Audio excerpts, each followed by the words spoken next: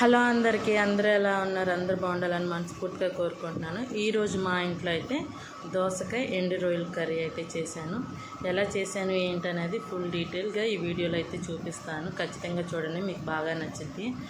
మన వీడియో చూస్తున్నారు కానీ లైక్ చేయట్లేదు, ఛానల్ సబ్స్క్రైబ్ చేసుకోవట్లేదు. వీడియో చూసి లైక్ చేయండి. ఇంక వీడియో స్టార్ట్ చేసేద్దాం.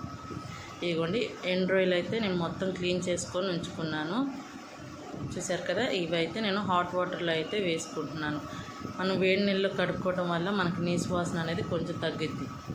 చూసారు కదా, కలర్ కూడా వెంటనే చేంజ్ అయింది వేడి నీళ్ళు వేసేపటికి. ఇవి ఒకసారి ఒక 5 మినిట్స్ అలా ఉంచుకొని వేరే గిన్నెలో తీసేసుకుందాం. తీసేసుకున్న తర్వాత దీంట్లోకి మళ్ళీ కొంచెం అయితే వాటర్ పోసుకొని మళ్ళీ ఒక 2 టైమ్స్ అయితే కడుక్కోవాలి.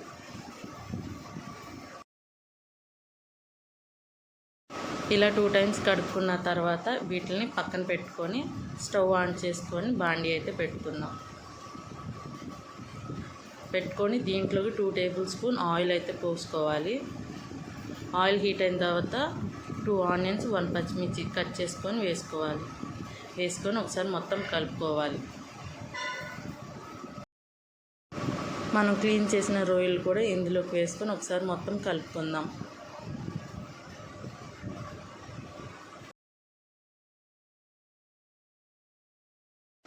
కలుపుకున్న తర్వాత 1 టీ స్పూన్ సాల్ట్ అయితే వేసుకుంటున్నాను.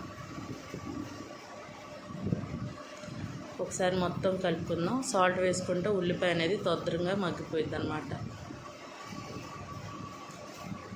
వేసుకొని 1/2 టీ స్పూన్ పసుపు కూడా వేసుకొని కలుపుకుందాం.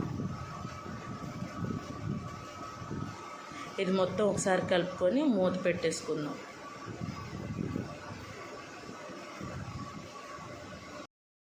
ఒక 10 మినిట్స్ తర్వాత తీసి చూసుకుందాం. చూసారు కదా, మన ఉల్లిపాయలు అనేది బాగా మగ్గిపోయాయి అన్నమాట. ఒకసారి మొత్తం తిప్పుకొని నేనైతే 3 దోసకాయలు అయితే తీసుకొని చిన్న చిన్న ముక్కలుగా అయితే కట్ చేసుకున్నాను. ఇక వాటిని దీంట్లో వేసేసుకున్నాం. ఇదిగోండి, ఇలా చిన్న చిన్నగా కోసుకున్నాను నేను. ఇప్పుడు ఇదంతా ఒకసారి కలుపుకొని మూత పెట్టుకుందాం. అప్పుడు దోసకాయ అనేది తొందరగా మగ్గిపోయిద్ది అన్నమాట. ఇది మొత్తం కలుపుకొని మూత క్లోజ్ చేసేద్దాం.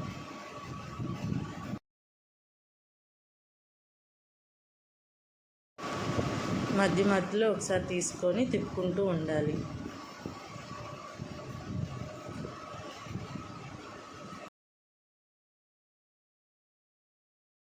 ఒక 10 మినిట్స్ తర్వాత మళ్ళీ మూత ఓపెన్ చేద్దాం. దోసకాయ కూడా బాగా మగ్గిపోయింది. దీంట్లోకి ఇప్పుడు 1 టీ స్పూన్ కారం అయితే వేసుకుంటున్నాను. కారం వేసుకొని ఒకసారి మొత్తం కలుపుకుందాం.